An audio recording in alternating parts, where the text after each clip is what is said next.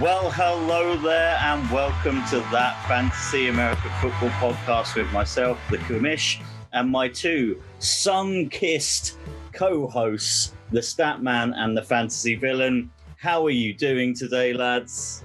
Hey, Commish, how's it going? It seems like ages, doesn't it? It's so weird. Every couple of weeks now, like only seeing each other every now and then. It's disappointing. I want to get this season back going, so we're back on weekly, twice a week. Getting back in there, it seems really weird. We forget we're almost doing it sometimes. It's like, oh yeah, we do this thing like a show every now and then. I mean, if we didn't have Dynasty to be pounding, which we're going to be talking about in more detail, I would feel pretty disconnected from fantasy football, not real football. Villain, you were at your summer beach house location at the moment. How are you doing? Yeah, just got to Suffolk and wondering why I even live in London. Like, what's the point? Honestly, why do we live in London? Absolutely ridiculous. Beautiful, beautiful Suffolk. Happy to be here. Don't know about this sun-kissed behavior. Look at this ghostly reflection. Yeah, we had one day of sunshine, and I went out, had a look, went back inside. I did get some joined. I've got another co-host. Yeah. There you go. That'll get a big smile. That'll get the YouTube likes up. That's actually thumbnail. Speaking of the YouTubes, then before we go into today's show, a quick reminder to follow us on Twitter at TFAFP, Instagram via that FAF podcast, and subscribe on all podcast services as well as the YouTubes, so you can see that adorable little Jacoby on camera with the villain right now. Really not helping your presence of being the villain, unless that's a Muttley. This guy's an arsehole. Next to Muttley to my Dick Dastardly. This guy's the most villainous. You're a bad dog. Today, other than messing around with doggy dogs, we're going to be discussing Dynasty drafting, something that isn't as big in the UK as it should be. And something that, to be honest, isn't being doing as well as it should be in the UK for a couple of reasons. And we're going to give you some help on that. So whether you're doing a not redraft startup, or you're going in and you just want to improve your second year and improve your team, we're going to give you some advice on that. But before we do that, it's time for some news. Come on.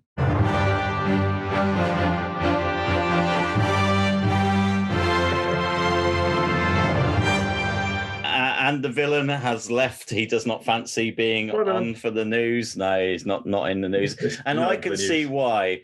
Because the main thing we're starting off with news-wise is we're going to be covering those people who hadn't been signed by the time our free agency show went live. Some of them got signed 5 minutes after the free agency show stopped recording, because of course they did. And a lot of these people are people we don't care about. So I'm going to rattle through them all. Lads, you can let me know which ones you care about. And there's going to be some faces from the stat man in a second, because of one of them I'm going to mention. So first of all, QB to get signed. Mitchell Trubisky is now at the Bears. Pretty sure we called that one. Yeah. Running backs, Drake is gone to the Raiders. Carson is back at the Seahawks. Fournette's back at the Bucks. Lindsey is in that mess that is the Texans. Mike Davis is at the Falcons, and Ballage is at the Steelers. Wide receivers, Juju is also at the Steelers. Golladay is a Giant, and Fuller is in Miami. For fantasy purposes and dynasty fantasy purposes, who do you care about? Give a shit about any of those guys?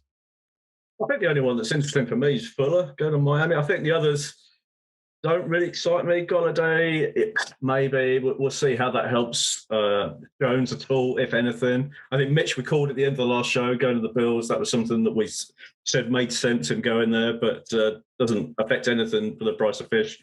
I think some of the others are just kind of don't really excite us and probably muddy the waters a little bit, I would say. I'd say, Villain, you nodded. Does any of those interest you? Do you get a tingle in your ball sack? Just one, and it's almost the opposite of what the stat man's going on about. I like Kenny Golladay at the Giants. I think he needs to be in a place where he is the wide receiver one out and out. And I think it really does help the other wide receivers in that team as well, because Sterling Shepard and Darius Slayton were not wide receiver ones. They have talented moments. They have the opportunity sometimes to put up big performances, but I don't think they can do it every game. And I think Kenny Golladay can do that. I also think he's got the reach to reach whatever ball Daniel Jones and his ridiculously strong arm are throwing out there. You like Kenny Golladay too, Levi? Good job, buddy. Kenny Golladay for the win. I'm not also, I believe, do I have him in Dynasty? I don't think I do. You do. I do. You do. You do indeed. He's on your block. He's one of my 4,000 wide receivers. He's coming off the block. Man. Yeah, he's coming off the block. Anybody come in for him yet? No, nobody. Now, see, for me, the interesting ones. So the two that pissed me off the most were Drake and Fournette. Yeah, kind of Lindsay, but I'm going to talk about Lindsay separately. I like Davis at the moment because he is the only man in town in terms of who's in the actual Falcons backfield. Currently, yeah. Maybe there's an opportunity for them in the future. Carson going back to the Seahawks is perfect for Carson. It's another season of fantasy relevance. Do I care in Dynasty? Probably not. Do I care in redraft? Probably. That is a good running back too in my eyes. But the one that excites me the most and I hate the most in equal quantity is Philip Lindsay, because I genuinely think Philip Lindsay can take that job from David Johnson and Mark Ingram, and I hate it, and it makes me sad because David Johnson's my running back too, and my running back one is David Montgomery, who's just had Damian Williams join the Bears. So basically, we need some advice on Dynasty running backs. Primarily, we're not going to focus on anything else. Late round steals. Let's talk about we are going to talk about Dynasty in a second, but there's two other bits of news that are really important for fantasy football. One for Dynasty mainly, and the other one for real football. 17-game season is in, boys. Dak Prescott, 7,000 yards season next year, guys. I actually did the maths on this, right? And in order to have a 5,000 yard season, you need to throw just under 300 yards a game average. Okay, so that's doable. That's doable. He could do that. It's very doable. So a 5,000 yard season doesn't interest me. 6,500 yards. That's what I'm looking for. Mm-hmm. Well, that's the record. That's what we're looking at. I know it's going to have an asterisk next to it, but I still have got Dak down for going for 6,500 yards next year. I don't know what. I hate the Cowboys, just to put it out there. When we saw the Cowboys at Wembley, I spent the entire time going, boo, Romo sucks. I'm really enjoying myself. And he wasn't even playing. Yeah, you know what? I love Romo as a commentator. I hated Romo as a player. I hated the Cowboys as a player. So 17-game season, we will be a week 16 season ender now, because we'll still be the week before the final week is when our team. I believe it means the fourth preseason game is not a preseason game anymore; it's a real game. The third game will be the game that nobody plays in. It'll be a rookie prove yourself game. So the other two games matter. It makes sense money-wise. It irritates me because I like what I know. I hate change. But, life goes on. We'll live with it. The numbers will go up. Nothing will mean anything. We'll have to reset the bar. Talking of resetting the bar for excitement about trading pre-draft was reset this week. So do either of you want to highlight the big trade that happens? Because it was exciting. So confusing, I know that. If you weren't on it, it was like you read it, and then because it was so quick between the two trades, it was like, what has actually happened here? But as it turned out, it was 49ers trading up to the number 3 spot, Miami going down to the 12 spot. And then almost instantly after that, Miami being very clever, going back up to the number 6 spot, where they're going to still get the player that they were probably targeting anyway. And they've gained a load of picks in the meantime of doing it. Philadelphia realized that they couldn't get the quarterbacks that they might have been interested in, because I think they were looking for a particular guy, realized that they weren't going to be able to get him. So they thought, well, we'll just drop down to the 12 spot. That's where we want to be. We'll get some picks. They've now got some for next year. Everybody's happy. But who are the 49ers targeting at number 3? That's a big question. Who is it going to be? That's what's interesting. So I was saying to the villain yesterday, and we've all been talking about this in the chats. What pro day was Kyle Shanahan going to go to? Was he going to go to Mac Jones's pro day? Was he going to go to Justin Fields' pro day? The villain's just popped up to go watch a pro day himself there. Was he going to go to Trey Lance's pro day? And I believe, Villain, you did the spotting. you saw where Shanahan was. So on the Shanahan finder, who did Shanahan go see? Oh man, you put me on the spot here. I forgot.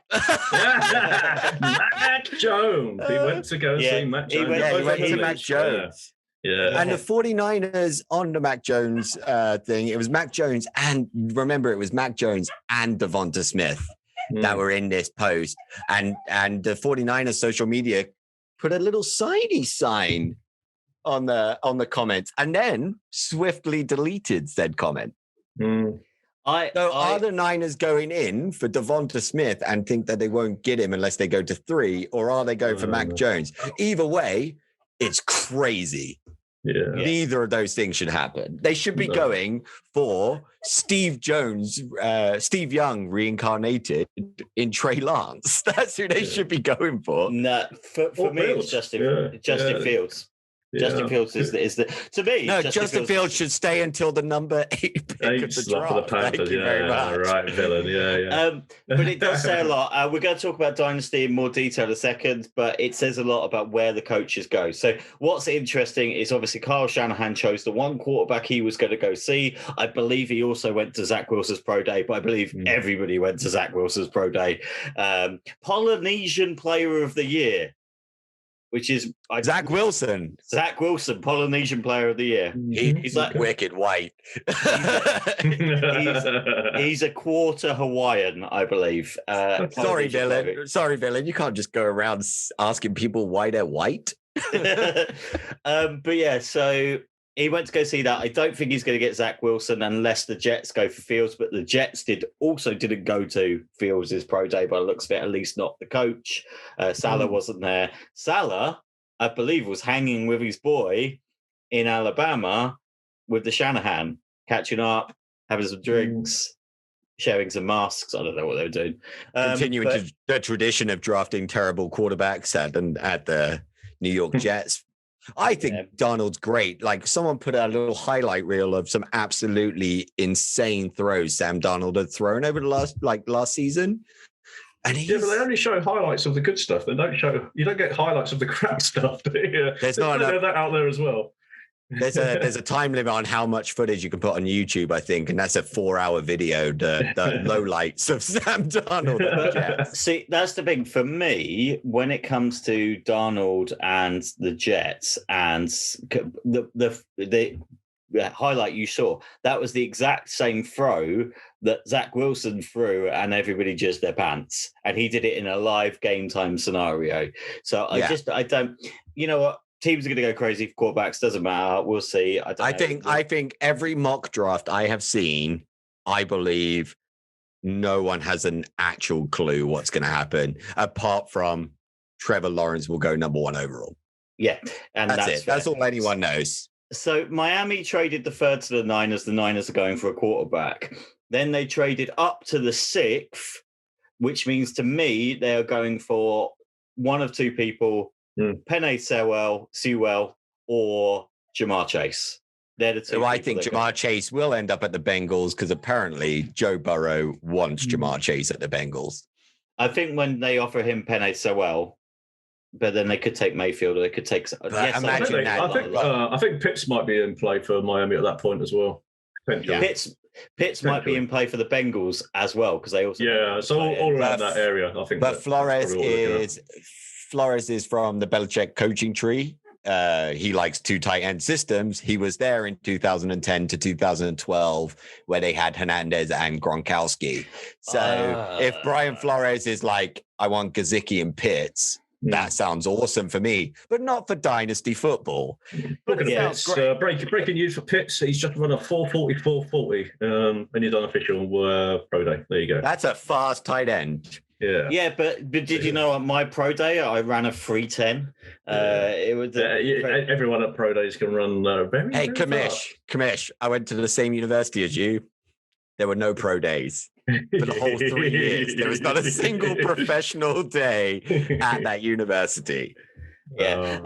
Eagles going down to 12th is interesting to me as well because I think that says that they're out of the Pitts game. They're out of the quarterback game. They may be in for another wide receiver. That's Waddle territory to me. I mean, Terrace Marshall. I think they should be looking at cornerback.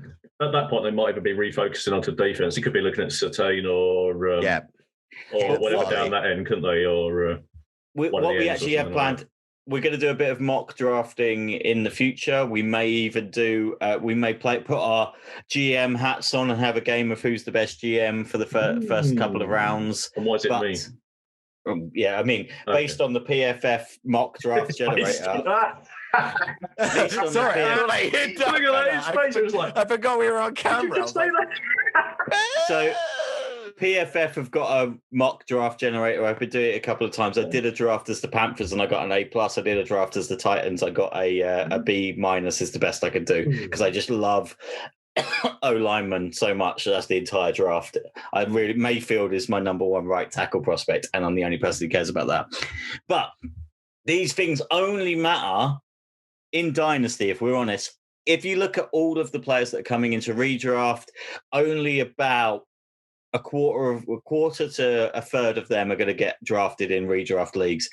Everybody gets touched upon in dynasty drafts, especially if you're in a deep dynasty draft. So that means we should talk dynasty. Now, dynasty may be new for some of you. You may have not dipped into a dynasty league. I've dabbled in dynasty and keeper leagues before, but we took a couple of guys from our main league, put them into a dynasty league. We run a keeper league and a dynasty next to each other, and it's really fun. I bloody love Dynasty. It's kept us going at the moment. I mean, when you're getting excited of shipping Damian Harris off for a second-round pick, you know you're really into Dynasty. It's more exciting for Statman, who's taken on the persona of 6 different people in the league. All with different nicknames. Yeah. Gets a little bit tricky sometimes when we're waiting for trades and you've forgotten the login details for one of the people. Completely forgot at those times. It's great because we've got in Dynasty, we've got co-owners. There's a lot of conversation about, panicking. You can really hit big on people, say like picking up Justin Jefferson or shipping away a running back just at the end of it. So there's loads of things that we really encourage you to play Dynasty. But before you play Dynasty, you probably want some hints and tips because there's some things that don't permeate into Britain and into kind of what we do. We don't care about some things that the Americans love to the nth degree. And that's why we wanted to have, and I have a soundbite prepared, we wanted to have a good old chat about Dynasty. My sound hasn't played. Go on, play. This is going to be really good. Ooh.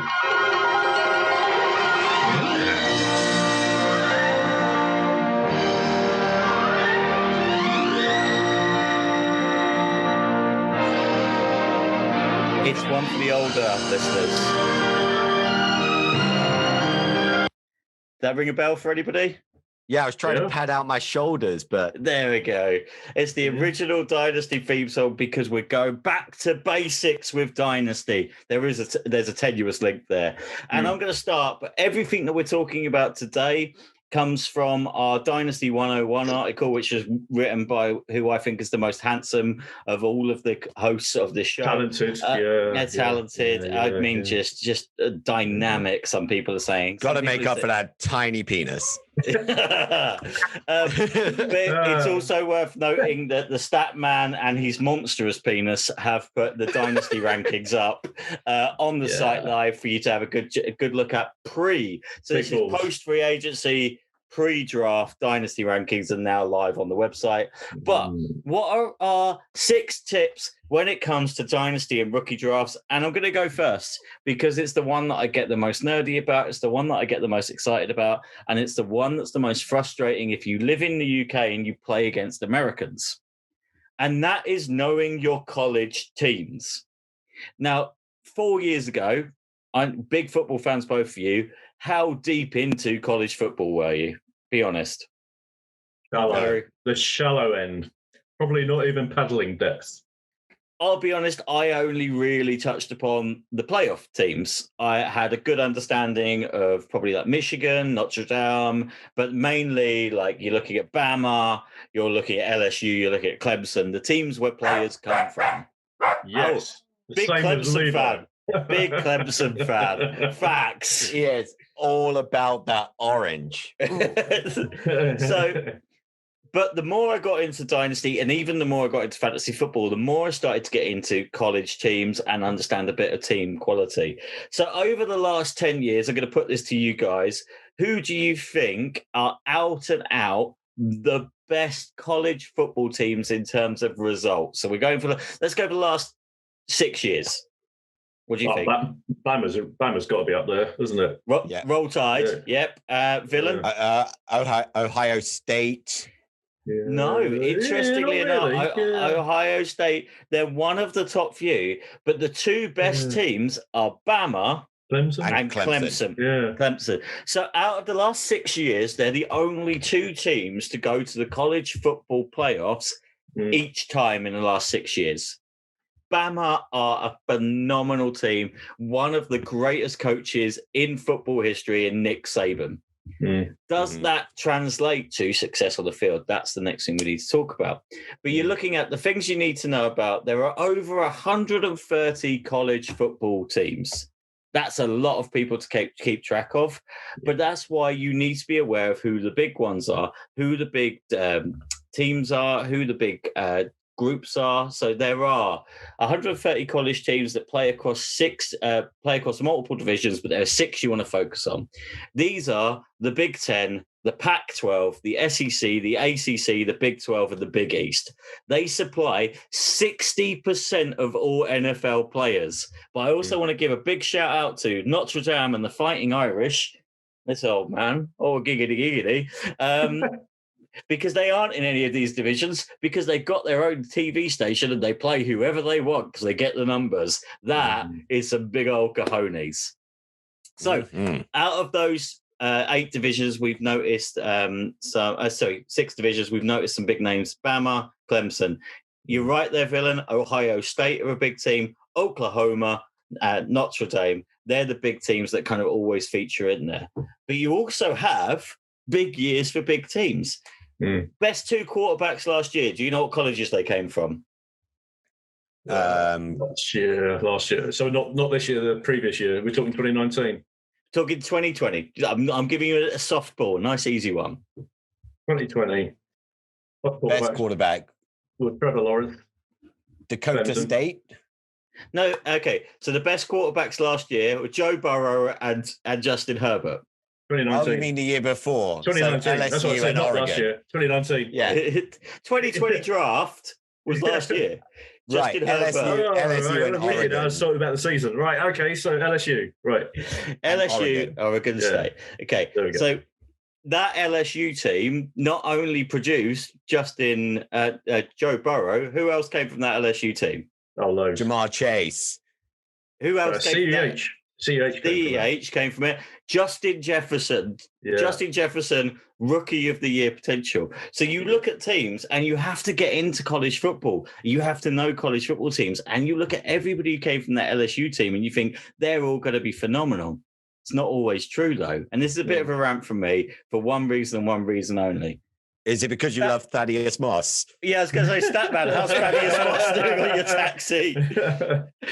Thaddeus Moss was phenomenal at LSU. So you have to look at player by player, team by team, how they're set up. You have to look at the division quality. LSU playing a really strong division. They made it all the way to championship game. They won based on Joe Burrow.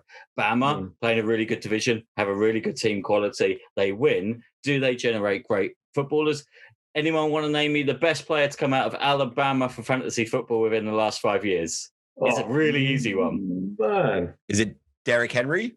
Derrick Henry. Yeah. Heisman winning Derrick Henry. Before that, any guesses? Mark Ingram. That's it. So what do Bama produce? I don't even have anything up. I've got nothing up on the screen. I'm just so mad. So keeping those two names in mind, who should you be excited about in this year's draft? Najee Harris. Najee Harris. Bama produce running backs. Well, that is going there. So, and that's what you could look at these trends all the time. There's multiple trends for multiple players in multiple positions. Interestingly enough, there seems to be a big swing towards wide receivers at LSU because last year, Justin Jefferson. This year, as you mentioned before, Villain, Jamar Chase. But also Terrace Marshall.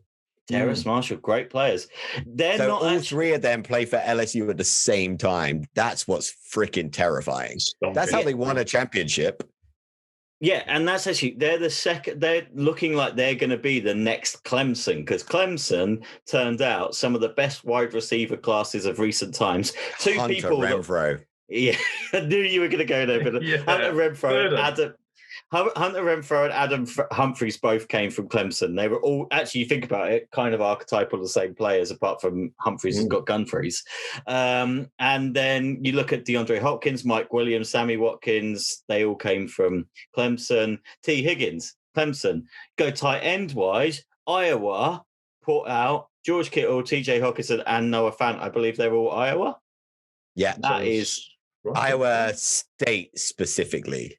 Yeah, that is some incredible players. The only place there is at the moment is there isn't a QBU, and that's the one thing. So you know where your Titans, you know where your Titans come from, you know where your running backs are coming from, and you know what you're going to get from those players and your wide receivers. But quarterbacks is a little bit different.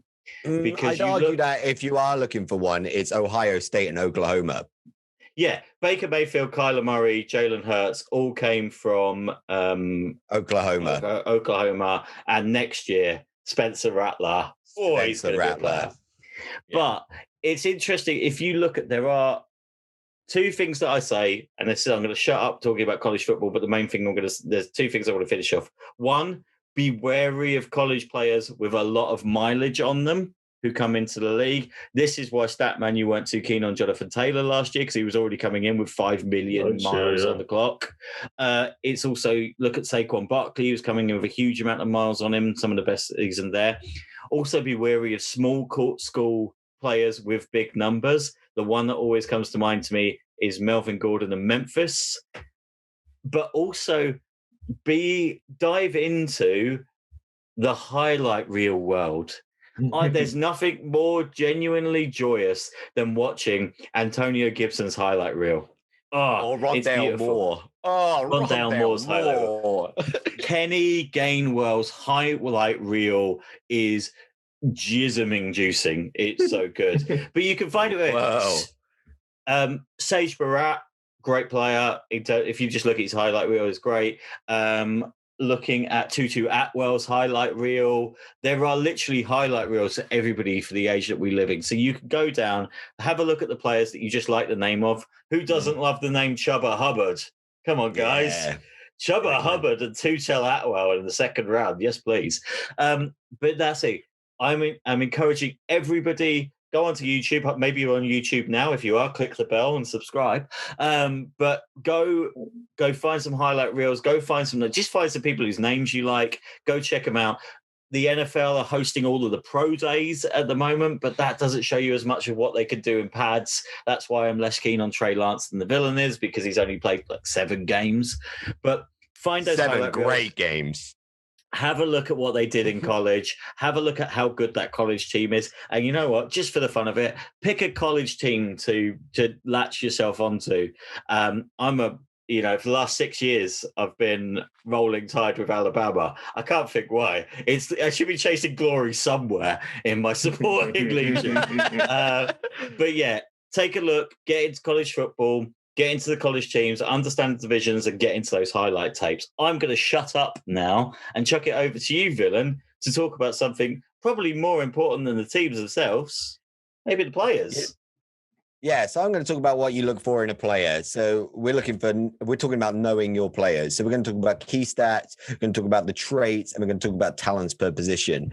Because as was mentioned by the commish, big numbers don't necessarily equate to big play in the NFL.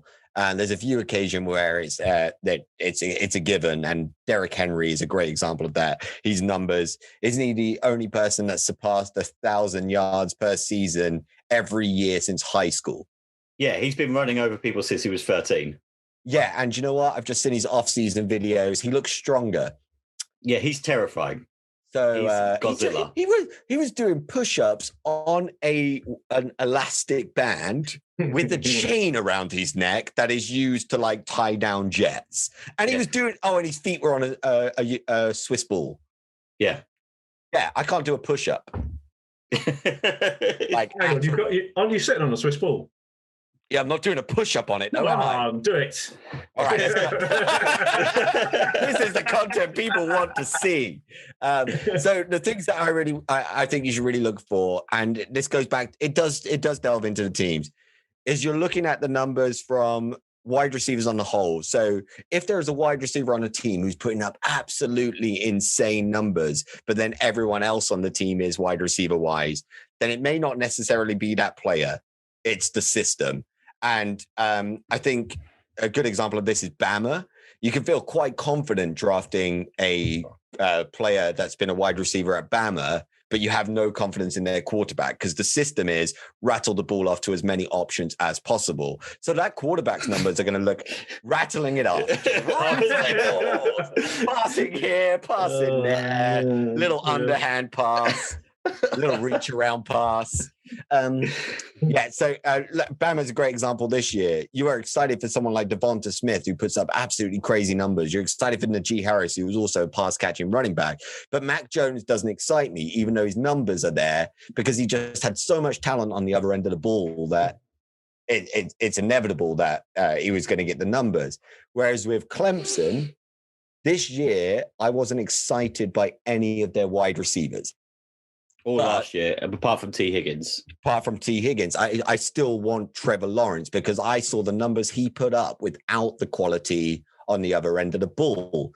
So it's knowing that those stats can kind of look a bit murky. You're looking for things in certain positions that make people outliers. Kyle Pitts is a great example this year. That's a tight end that can block anyone, put them straight through the ground, with incredible hands and 40-yard dash speed officially from today. So this is essentially a wide receiver built like a linebacker playing at tight end. That's a player that all of his stats, all of his traits, and all of the things that you're looking for someone in that position, it ticks all the boxes. So you can draft Kyle Pitts with like a supreme confidence. It's one of the reasons why it's a real shame there's no combine this year, because Kyle Pitts is one of those 99 percentile players.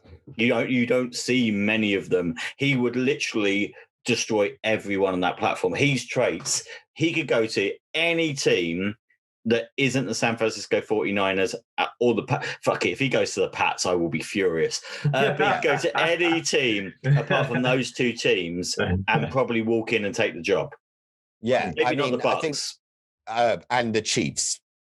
Oh yeah. So Kelsey. So, but I don't think that I don't remember, and it may be because I've not been following football as intensely, but I don't remember there being this much hype around the tight end in my entire time watching football. Well, I don't want to upset anybody, but I do remember the last time there was this. Well, there was no Fant and TJ Hawkinson hype, but it wasn't previous to that. We're thinking, if I'm correct, going back, OJ Howard's hype was normal, almost Kyle Pitts' level height. He's a 99th percentile, and he's quite disappointing in the end, wasn't he? It's on the bench at Tampa Bay. Yeah. But that's what you're looking for. You're looking for players that tick all of the boxes. If you just line up everything you're looking for in that position, if they tick all the boxes, then absolutely fantastic. The stats you've got to be wary of. Stats can be manipulated based on the systems that the colleges play. So some colleges are very favorable to quarterbacks, some are very favorable to running backs, some are very favorable to the receivers. Some are defensive nightmares. Some are just built to be absolute powerhouse defenses. Like, is it Northwestern? Yeah.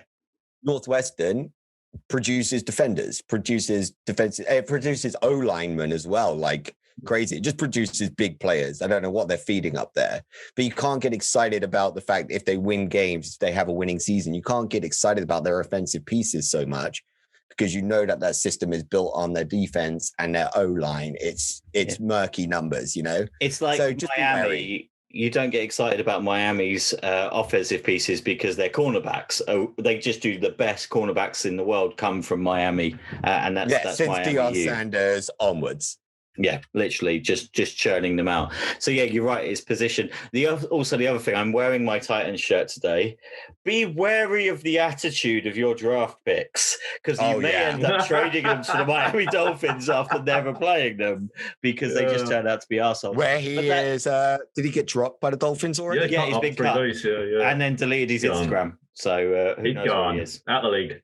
But you do see this all the time. The guy who got drafted by Cleveland had kind of off the field issues. Was from Florida. He was a Gator. Then he was on Hard Knocks. He got caught with weed in his car. All of those things happened. Oh, the quarterback. No, the wide receiver. Oh, not. There was another one. Chad. Not Chad Kelly. Not Chad Kelly. But yeah, be wary of off-field incidences is a key thing to look at. There are some people. Jeffrey Simmons had an incident, but you could see the kind of what's been made up with it. And apparently Zach Wilson has some off-field incidents, which are a bit of an issue, but I don't think anyone gives a crap because those dimes. Woo! That's it. It's balancing it out. They're red flags, and it can happen with anyone. Marshall Lattimore just got pulled over with a gun in his car, an unlicensed firearm in his car, and a load of drugs. So anything can happen. These aren't mine. It's like, why are they in your bloody car? You need better friends.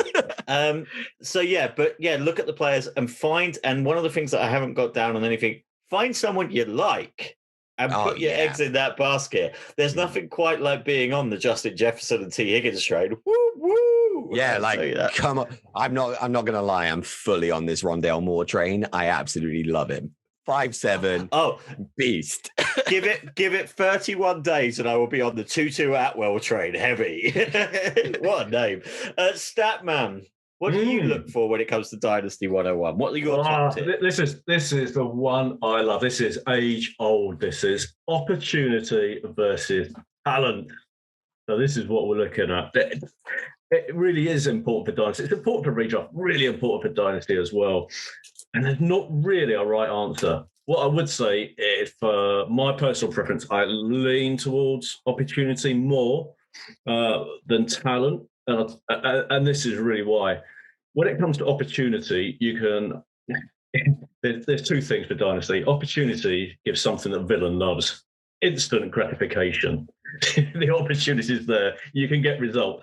Whether the guy is super talented or whether they're just average, if they've got the opportunity, they can still produce at fantasy. When it comes to talent, sometimes you have to wait a little bit. It might be a bit later in the season, or it might be a season after, or the one after that. So you kind of have to think where you're at when you're drafting. So for opportunity, for examples then, so if we go back to the 2019 draft, Josh Jacobs was taken in the first round by the Raiders. He had the opportunity straight away. We knew he had talent, but he wasn't the starting running back for the college that he was coming out of. It was actually rarely used. But they knew he had a bit of talent, and he was coming into an opportunity where he was going to be the starter and the workhorse. He got 3 down workhorse out of him. He had a decent rookie season, not too bad a second season. He was probably not as good as what some people were expecting, but he still had some good opportunity there.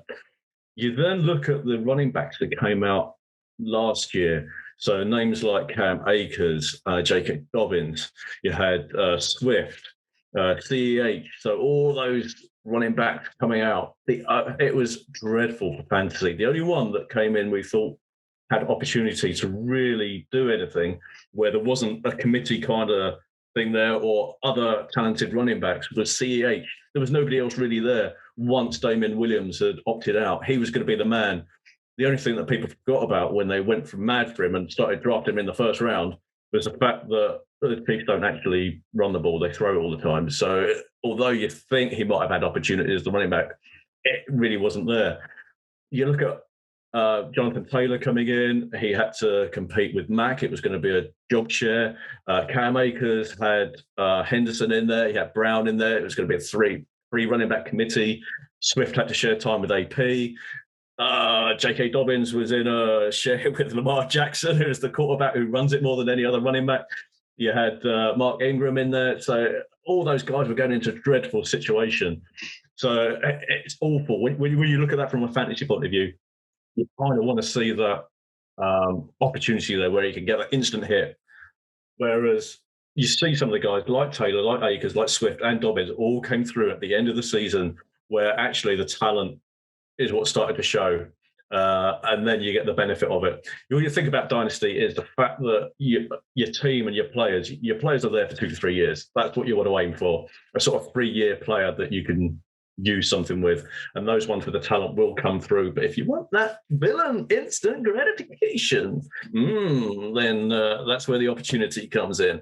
Your Jacobs and maybe some of your average players that just suddenly get that shot to play. David Montgomery going to the Bears in his first season. Oh, what a disappointing blast signing. Sometimes opportunity knock, but they forget to open that door. I mean, I can use my Dynasty team as a really lovely example of opportunity versus talent. My running back situation, it's not the sexiest, but I wouldn't call it a dire situation. It needs bulking out, but the pieces are there. And it's J.K. Dobbins, who I believed his talent would outweigh the opportunity of splitting time with Mark Ingram. And after one season, Mark Ingram's gone and J.K. Dobbins is ruling that backfield. And that's exactly where talent's come through. Talent of that player has meant that Mark Ingram, off you go. Yeah. So my other running backs, I've got J.K. Dobbins. I've got Myles Gaskin, who I still believe is the number one running back, despite him being an unsexy name. I still believe he's the running back one in Miami. Yeah.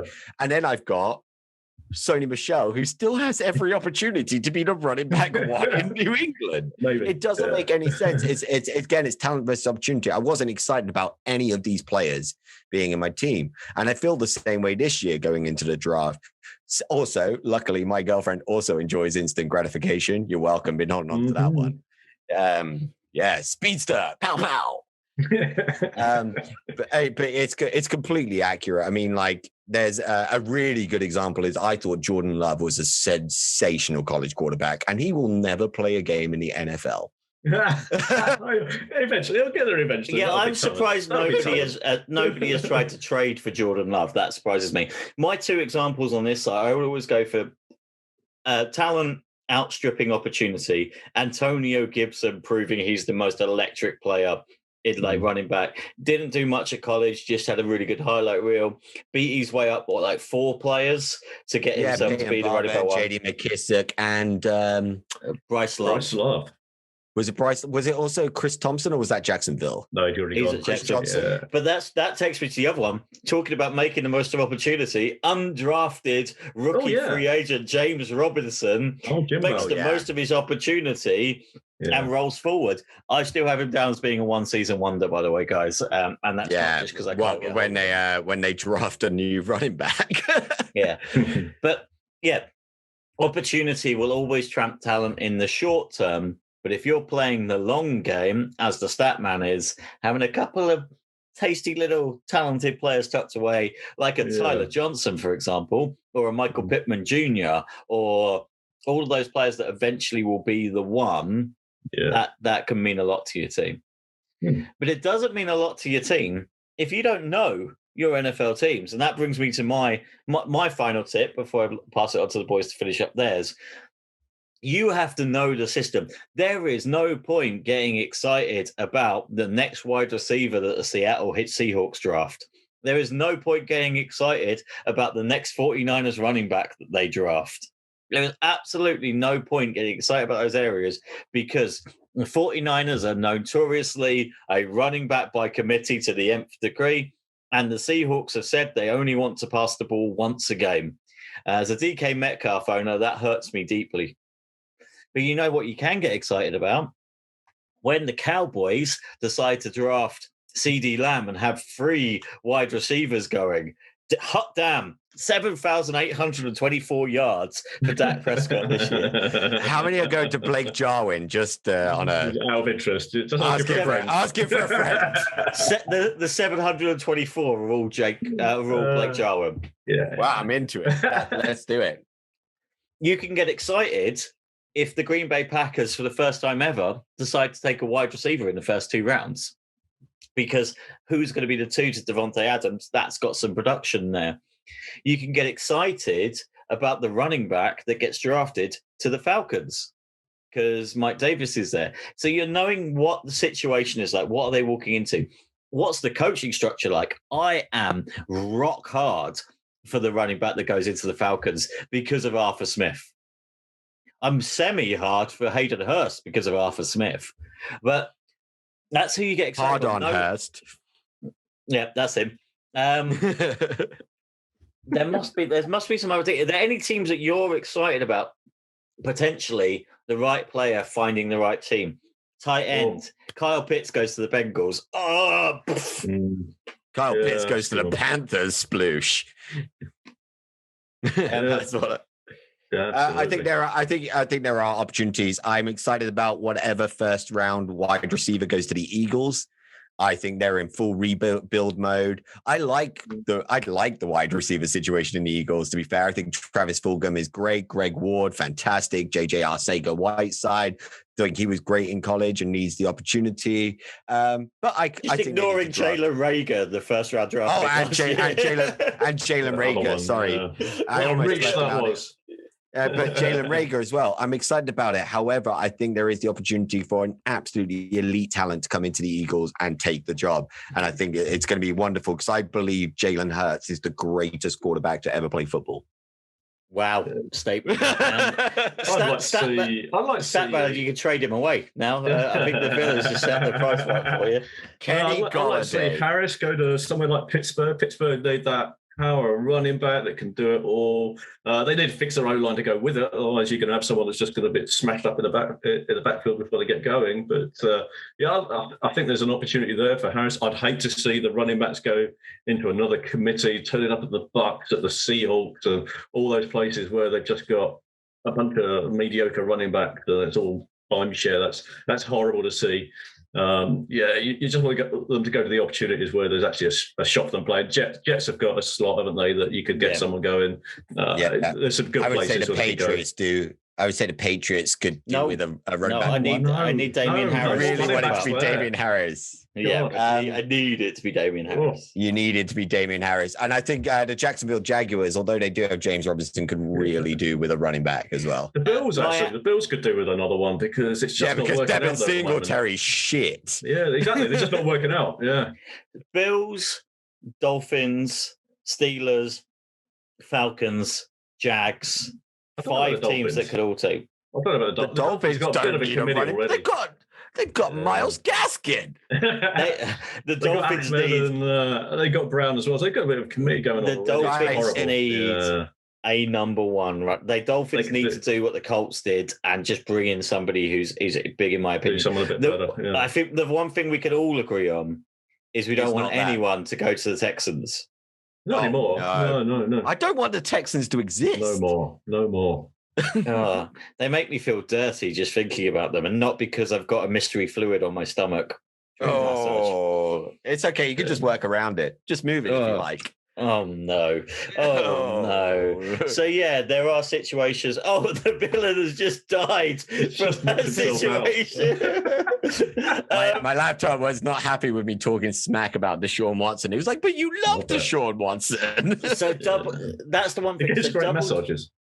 So post-draft, have a look at where people landed and go from that. You know, when the Steelers draft a wide receiver, they've probably drafted a good wide receiver. So there are traits that you'll see from teams. Teams constantly get it right with certain players, and certain systems work better for other players and other teams.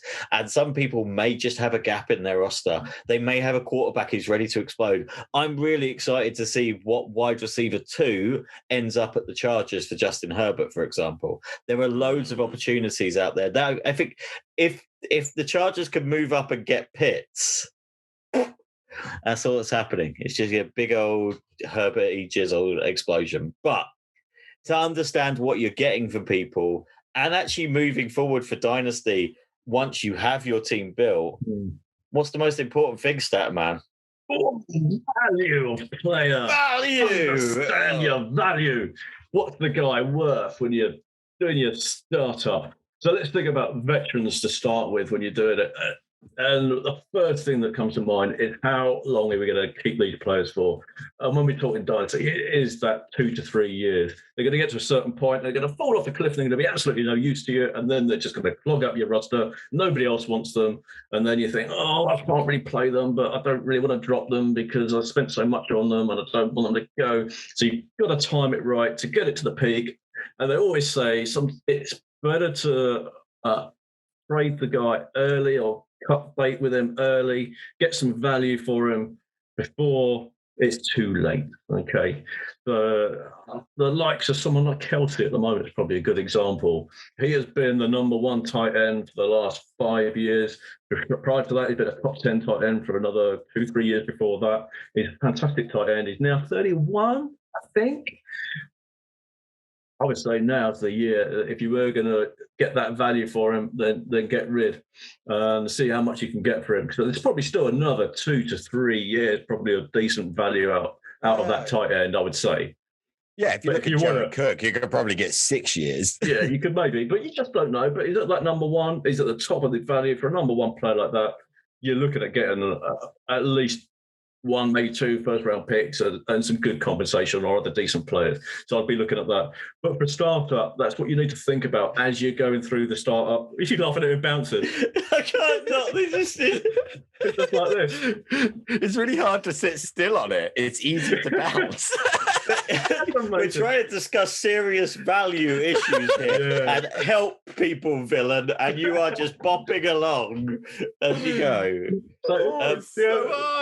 Brilliant. So looking at your startup there, thinking about age of players as you come in, because you want them to be there for another 2 to 3 years. So there's no point spending your high picks on someone like a Thielen in the first, second round, because he's already at age 30. He's going to give you another year, maybe 2 years of real value, but you don't want to spend your first round pick on that. So you want to try and get the guys that are young but are still performing, that are talented and performing. Around the sort of second or third round, fourth round, then that's when you want to start looking at some of the younger guys that are going to give you something later on. Moving on from your startup and going into kind of rookie drafts, you need to understand exactly where your team is. So your dynasty is already running. You need to know whether you're a win now team, at which point you've got a lot of aging players within your team. You're about to fall off the cliff.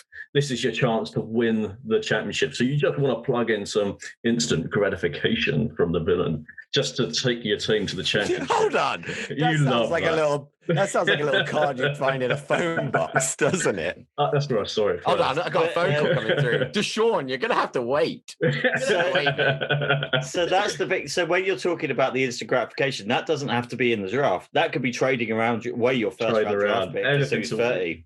Anything to win, just to get that last player to get in there, and then you're going to have to rebuild after. So the other place that your team's going to be at is the retool sort of area, the one where you've got some veteran talent in there. You're quite close. You're in the playoffs. You're not in full rebuild mode. You've got some younger guys that haven't quite come through yet. They're maybe in the second, third year, but haven't quite had the breakout. But there's a few there. You might just need to plug a few gaps. So you're in this sort of retool mode. The other one is the worst one that you can be in, but it's going to be quite fun as well. It's the rebuild, where you've had all your older players, they're completely wiped out. You've got to the end of it. You've gone over the cliff, and there's no point trying to retool. You just need to blow it up and start all over again. You need to make some trades. You've maybe got a couple of talented players left that you think, right, I need to get rid of those to get myself more players to try and fill the slot. Go into the draft and start looking for some big players in there and getting your draft picks and starting all over again, just like probably the Village have to do. Hey. All right, maybe not. I like to look at that as reverse money balling. So that's where you're at. Think about the value of the players. Think about the age of them. Think about where they're going to go. And whether they're going to give you the kind of value they need as well. So that's where almost that opportunity and talent comes in as well into the value of that player. But definitely think about the age and how long you're going to have them for. So you mentioned retooling, and if you were retooling at this point and had Kelsey, you trade Kelsey away. Who would you be looking to pull in? And I'm not talking draft picks. It's like if you could pick one player to start your retooling from to be your face of your franchise. Tight end, yeah. You talk tight end, get rid of him or just anywhere on there. Any position. Kelsey, you could probably get a starter in any position who's not a kind of a top 5 quarterback. Yeah, so if who I would was- you be if I aiming? was- Or isn't CMC?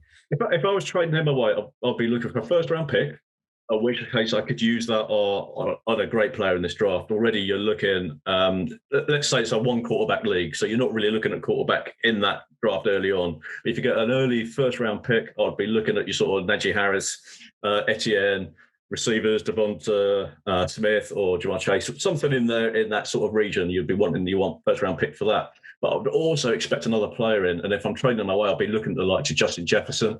Would be a fantastic player to bring in at that point. Someone that's in their second year that has really displayed something great. I doubt you'd get Justin Jefferson and a first. I think that would. Are you hoping that the person you're trading with is smoking crack? So it's not solo, it could be something like that. Yeah, but you're right. You probably get some draft capital and a young starting wide receiver. The other player that comes to mind in trading away, if you're doing a retooling, is Derrick Henry. Yes, he's a beast. Yes, he's a freak. Yes, he's going to buck the trend for running backs. Does he have more than 2 years?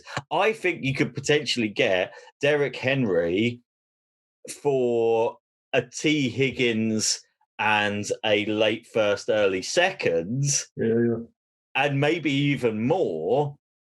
You could, maybe that's kind of, you're getting something good, because if you've got T. Higgins and the late first, you probably were in the playoffs last year. Yeah. The person who's got Derrick Henry may have absolutely bugger all else going on for them, but you've kind of set yourself up for a few years there. You had to think T. Higgins is going to be playing. You could draft someone in who could potentially be Derrick Henry.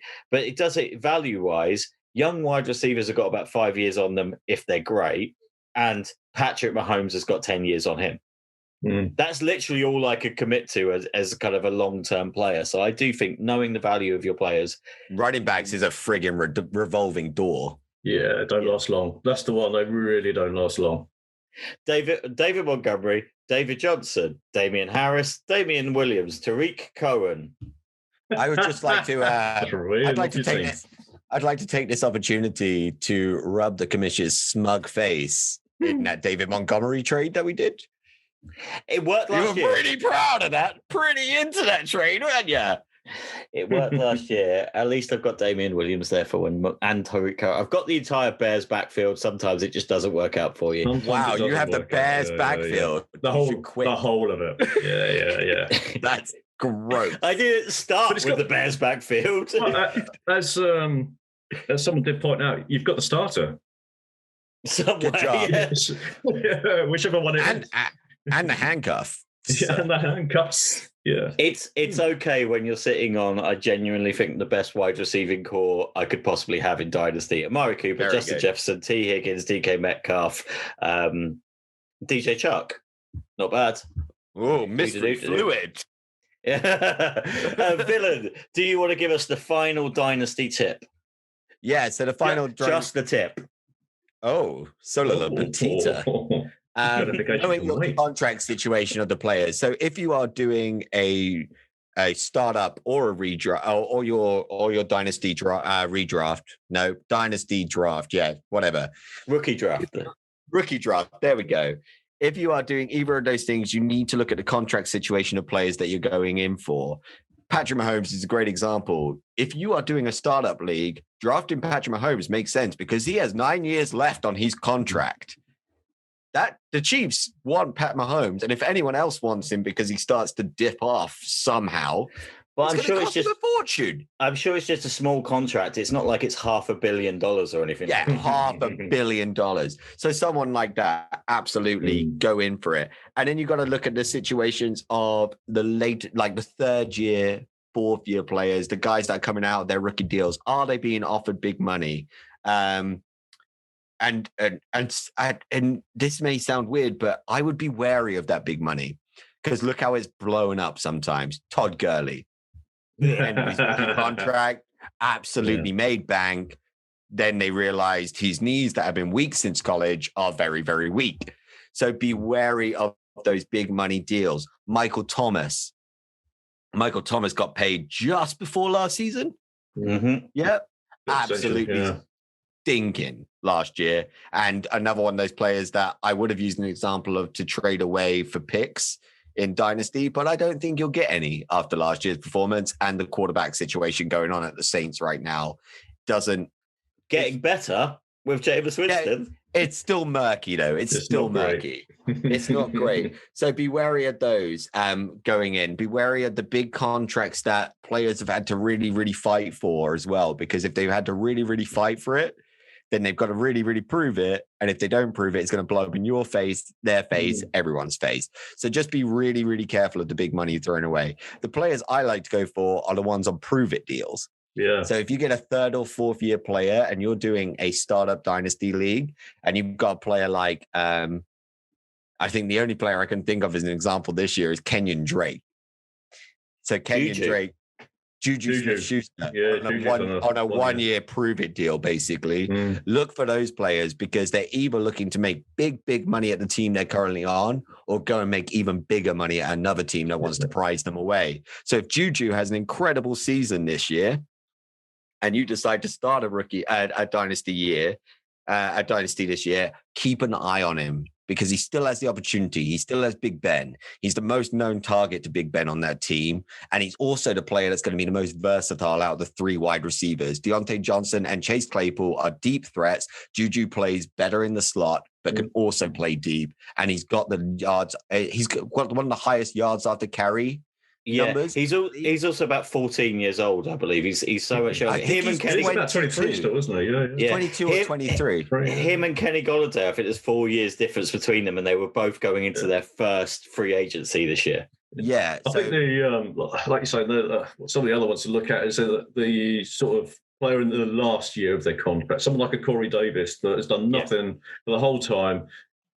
First rounder, wasn't he? And was he like the number 3 pick? Something ridiculous. Fifth pick? Something ridiculous. And he's done nothing for ages. Goes into his contract year. Oh, no, he's actually quite good after all. And he's a wonderful wide receiver too. All of a sudden, he's had a decent year. He gets a contract elsewhere. Fantasy owners would have loved it for that year. So yeah, keep that for players like that. Leonard Fournette was a disaster by the end of his time at the Jacksonville Jaguars. Had a 1 year a year at the Tampa Bay Buccaneers. By the end of the season, absolutely monstrous backfield. I would draft neither of them, just to be clear, because it's just too awful for fantasy. But it's in a different situation. If Leonard Fournette went to a team that needed a running back and put up the performances he did for Tampa Bay, you would be. If you started a league this year, you'd be all over Leonard Fournette. He's 26 years old. He's got opportunity. So is Jordan Howard, though. You have to remember he's only 26 years old. Jordan Howard's going to be 25 next year. He's 24 year after that. He's going Jordan Benjamin Button Howard. He's going back. Yeah. It is a true though. It's really it is a truth. So it is a true. Second contract running backs are an absolute minefield. CMC was on his second contract. How'd he work out last year? Derrick Henry just got paid and did do his contract. He is falling into that AP camp where they are the outliers who are performing past the point where they should be performing. But I think it's like a 90% failure rate for second year. There's good options. Contract running backs. There's good examples. Todd Gurley was a great example. You also had, oh God, I'm now drawing a complete blank because this is ridiculous. Oh, Melvin Gordon. Tevin Coleman. Le'Veon Bell. Devonta Freeman as well. These are all players that you were hyped about in their first few years as a rookie and then vanished. I'm going to say something. David Johnson. Yeah, David Johnson. Greatest, unbelievable pick in the 2016 draft, if you managed to pick him up. Well done, Statman. Yeah, well done, Statman. Absolutely incredible pick. And if you picked him number 1 overall with the 2017 pick, you're an arsehole. This guy. Or number 2 the year afterwards. Arsehole. Just, running backs are difficult. Contract situations don't mean much. Go for the player that are the most hungry. If they are on a prove it deal, that's the player you want because that they will prove it for the team that they're on or they'll prove it for their next team. Yeah. Aguilar. Nelson freaking Aguilar. What a great example. Yeah. Yeah, got paid. And I think on that note, that's our tip. So just to round those up for everybody before we finish off, do some research, get to know your college teams, know the players and their key stats. Opportunity trumps talent, so keep an eye on that once the draft happens. If you were really high on Devonta Williams before the draft, and then he gets drafted by the Seahawks, just give up on him. Just walk away. Know your NFL teams. Alluding to the last point, understand the value of a player. Do not trade for a 28-year-old running back. And know your contract situations. Are they looking to get paid? Are they at the end of their lifetime? But that was some lovely stuff. Lifetime? Yeah. That's lifetime value. Extreme, that is. Lifetime fantasy value. That's what I'm looking at. I'm not going to draft Jim Brown. He's practically dead. Oh, God. So hopefully we've helped you when it comes to a bit of dynasty advice. We've still got so many pro days left. I think the Ohio State or Oklahoma pro days today. Ohio State was yesterday. Justin Fields was throwing Oklahoma's bombs. Today. Florida today. So we'll keep an eye on those. I'm sure the stat man will be updating the exciting news on Twitter, and the villain will be updating the Instagram on that AF podcast. Yeah, pay attention to this. Pay attention to the stories where I just post embarrassing cock-ups by us and rage. Yeah. If you enjoyed what you heard and watched, give us a subscribe on your podcast service of choice. Click the bell on YouTube and subscribe to see when this is coming up. Give us some feedback. Let us know what you thought. And be sure to check out fantasyamericanfootball.co.uk for the Dynasty articles, including the post-free agency rankings to help you get some trades before the draft, and the Dynasty 101 article, which is a beast. But for now, it's a big old cheerio for myself, from the stat man. Yeah, cheerio, guys. Take care. And the fantasy villain, the Summer Cottage. Cheerio, guys. Yeah, that doesn't work for the podcast. And we will I said it cheerio as well. And we will catch you on the flip side.